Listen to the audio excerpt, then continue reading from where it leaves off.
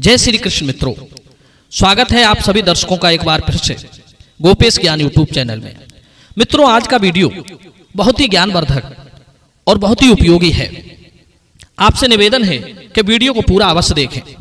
मित्रों, बहुत समय पहले की बात है, मनुष्य भी पशुओं की तरह जंगलों में रहता था। उस समय मनुष्यों के पास इतनी विकसित बुद्धि नहीं थी, फिर भी वो पशुओं से कुछ हद तक बेहतर था।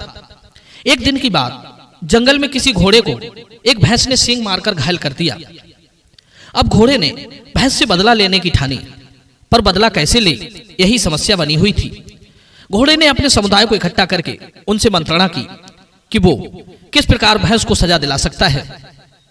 सबने अपने अपने बुद्धि अनुसार घोड़े को परामर्श दिया। किसी ने कहा कि वो अपनी समस्या शेर के पास ले जाए, क्योंकि शेर सभी जानवरों का राजा है, वो भैंस को उसकी करनी का दंड जरूर देगा। फिर किसी ने कहा, नहीं नहीं, ऐसा करना तो मूर्खता होगी। घोड़ा यदि शेर के पास गया तो आपको लगता है कि शेर इसकी फरियाद सुनेगा? वो तो ये सोचकर और भी अधिक खुश होगा कि चलो घर बैठे ही भोजन आ गया, इसलिए तुम्हें किसी और से सहायता मांगनी चाहिए। तभी एक घोड़े ने बताया कि देखो, इस धरती पर सबसे अधिक बुद्धिमान मनुष्य होता है। चींटी से लेकर हाथी तक को मनुष्य अपने बस में कर लेता है। तुम अपनी फरियाद लेकर मनुष्यों के पास जाओ। तभी तीसरे गधे ने कहा, भाई, मनुष्य हमारी मदद क्यों करेगा?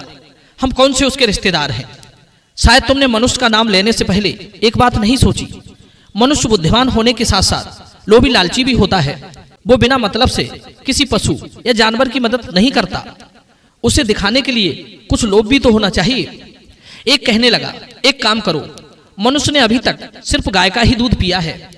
जब उसे पता चलेगा कि भैंस गाय से भी अधिक दूध देती है और उस दूध को पिया जा सकता है, तो वो हमारी मदद करने के लिए तैयार हो जाएगा। मित्रों, सब गधे घोड़ों का प्रस्ताव पास हो गया। उन्होंने उस घायल घोड़े को मनुष्यों के पास भेज दिया। घोड़े ने अपनी समस्या मनुष्य को बताई और भैंस से बदला लेने की बात कही। मनुष्य ने कहा कि हे भाई घोड़े, मैं तेरी मदद किस प्रकार करूं और इसमें तेरी सहायता करके मुझे क्या लाभ होगा? घोड़े ने कहा, हे भाई मानव, तुम्हें नहीं मालूम, भैंस भी गाय की तरह दूध देती है और उसका दूध बड़ा स्वादिष्ट होता है। यदि आप मेरा बदला भैंस से ले लेंगे तो आपको भी लाभ होगा। घोड़े की बात सुनकर मनुष्य उसकी सहायता करने के लिए तैयार हो गया, परंतु उसने कहा, हे घोड़े, भैंस तो यहां से बहुत दूर होगी, मैं उसके पास तक पैदल कैसे जाऊंगा? घोड़े ने कहा, आप चिंता ना करो, आप मेरी पीठ पर बैठ जाओ, मैं आपको अतिशीघ्र भैंस के पास पहुंचा देता हूं। मित्रों, मनुष्य ने वैसा ही किया। वो घोड़े की पीठ पर सवार हुआ और अतिशीघ्र जंगल में भैंस के पास पहुंच गया। मनुष्य ने अपनी बुद्धि बल का प्रयोग करके भैंस को मार पीट कर अपने बस में कर लिया। यह देखकर घोड़ा बहुत प्रसन्न हुआ। सोचने लगा, अब मेरा बदला पूरा हो गया।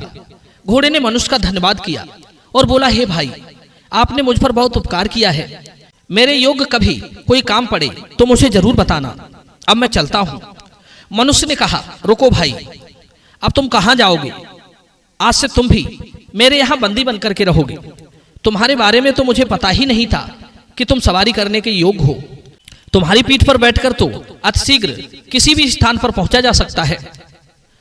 अब तक तो हम इस बात से अनजान थे, इसलिए इधर उधर पैदल पैदल भटकते फिरते थे, लेकिन आज तुमने अपने इस गुण से मुझे भली भांति परिचित करा दिया है। मित्रों, अब तो बेचारा घोड़ा भी मनुष्य के आगे बेबस हो गया। उसी दिन से घोड़े ने भी मनुष्य के बंधन को स्वीकार कर सवारी देने का काम शुरू कर दिया।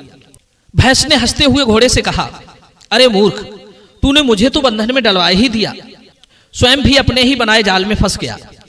इसलिए कहते हैं, दूसरों के लिए कुआं खोदने वाला एक दिन स्वयं ही उसमें गिरता है। सुख की इच्छा रखने वालों को चाहिए कि वो जैसे अपने आप को सुखी देखना चाहता है, उसी प्रकार दूसरे को भी देखे, क्योंकि अपने और दूसरे में बराबर ही सुख दुख होते हैं। मित्रों, कहते हैं, दूसरे किसी जीव को जो सुख या दुख दिया जाता है, वो सब आगे चलकर स्वयं को प्राप्त होता है।